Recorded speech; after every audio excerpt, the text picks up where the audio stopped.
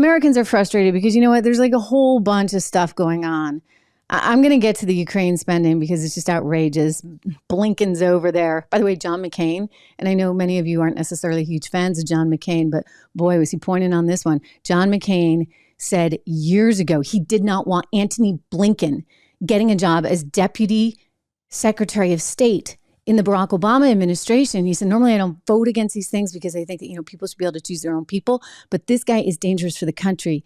And American lives will be at risk with Antony Blinken. He is dangerous for the country. Well, let me tell you about it. He definitely is. He definitely is. In my opinion, the way we got out of Afghanistan, the money that we're spending right now in Ukraine, we'll get to that in just a second, not to mention the corruption that may be involved, given the little boy Hunter's escapades. But before we do, think about, again, why people now have decided that life with Joe just ain't so hot, right? Middle class Joe is not looking out for the middle class. His own son, for goodness sakes, doesn't even pay his taxes.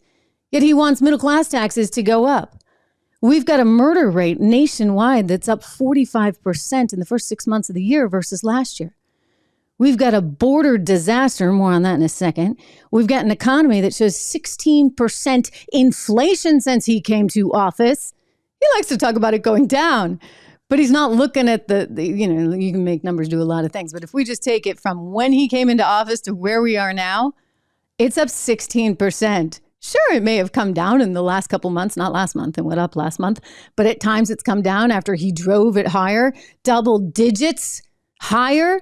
You're feeling it at the gas tank right now because gas prices are going up, yet he doesn't want to drill in Alaska. Well, because he's trying to court the extremist left, environmentalists, et cetera, et cetera, et cetera. But you know what? This is a gigantic economic mess because there's no energy policy. There's no economic policy. There is no border policy. There is no let's be tough on crime policy. And consequently, the people are hurting. The people are hurting. And even those liberals there in New York City, like the mayor, Eric Adams, he's warning of how disastrous this president's policies on the border are, this president's unwillingness to deal with our immigration crisis. Watch him here. Support. And let me tell you something, New Yorkers. Never in my life have I had a problem that I did not see an ending to. I don't see an ending to this. I don't see an ending to this. This issue will destroy New York City. Destroy New York City. We're getting 10,000 migrants a month. One time we were just getting Venezuela. Now we're getting Ecuador.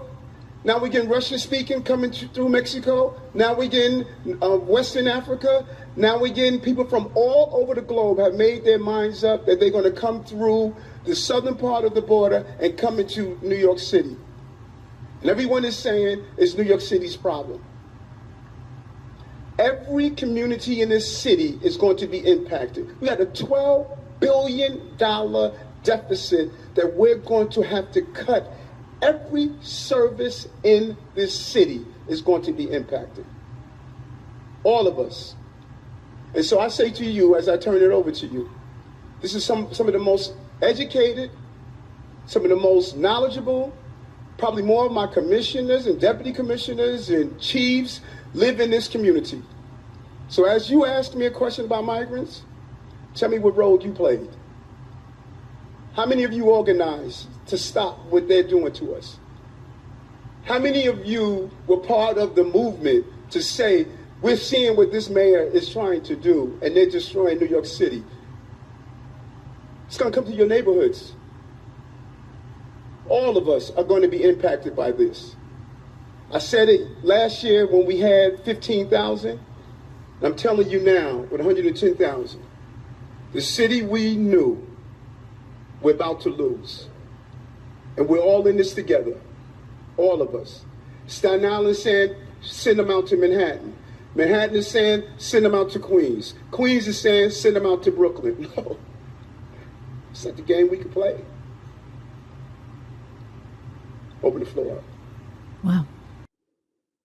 Compelling. I'm not a huge Adams fan. I think he's kind of missed the ball on a lot of stuff, but I'll tell you, I'll give credit where credit is due. That gentleman deserves credit for that speech because that's the reality of what's going on.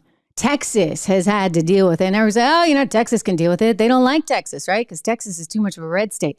Well, now it's creeping into urban communities in part because, yes, Texas is sending people to New York and to Chicago and to San Francisco, as it should, because they can't deal with this either. And you know what? In Chicago, they're not happy either. I don't want them there. Take them someplace else or send them back to Venezuela. I don't care where they go. This is wrong. You got 73% of the people homeless in this city are black people. What have you done for them? There were lots of fireworks over the migrants moving into the Lakeshore Hotel for 6 months, where 300 can be housed. Also, the city says it's a fluid situation, and it will need to revisit that timeline. Yeah. Okay. So you know what? Biden keeps failing. He's failing our country. Think about the test scores that just came out the other day. American students seeing the worst performance in math and reading ever. And Biden doesn't want to take any responsibility for that. Pretending like it doesn't exist, thinking he can lie again, thinking he can lie like he tells us Bidenomics is working, thinking he can lie, like getting his buddies, 51 spooks, to come out and say that that laptop of his son was nothing but a bunch of Russian misinformation. No. We are tired of it. We demand the truth. And you know what? We're going to continue seeking it out in one way, shape, or form. Reminder, subscribe. Make sure you go to the Apple podcast as well. Subscribe to the full audio version of this show. We got a lot of weird stuff happening. I mean, we learned, of course, yesterday that an indictment is coming for Hunter Biden. David Weiss, this special counsel now, he was basically put off. He wasn't allowed to effectively do his job. And I don't have a ton of faith in the guy because he took that for an answer.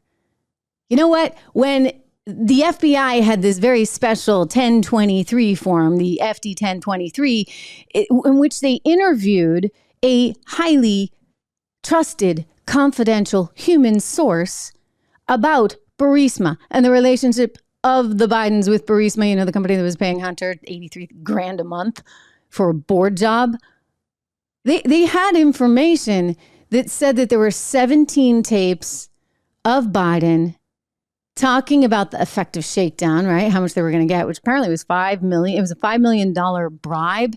The thought is here it was 5 to Joe, the big guy, and 5 to the son. Now, these are the allegations.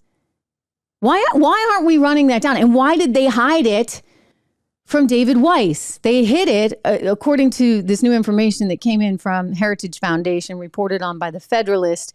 They got this, Heritage did, via a FOIA request. So they hid it by putting it in the media, in the New York Times, of course, that did some false story on it and then sent the false story to David Weiss and his team, kind of like as a, hey, good luck trying this one type of thing, right? So that's all messed up. And I'll tell you, we have to push. I'm all over this. I'm not going to stop. We're going to continue pushing on that story because it is outrageous. Hey everyone, Trish Regan here. If you enjoyed that clip, please do me the favor of subscribing to the channel. Just hit that little subscribe button right over there. Did I do that right? Not quite, but you know where it is. Subscribe to the channel, hit the bell so that you get the alerts, and I'll see you back on the show.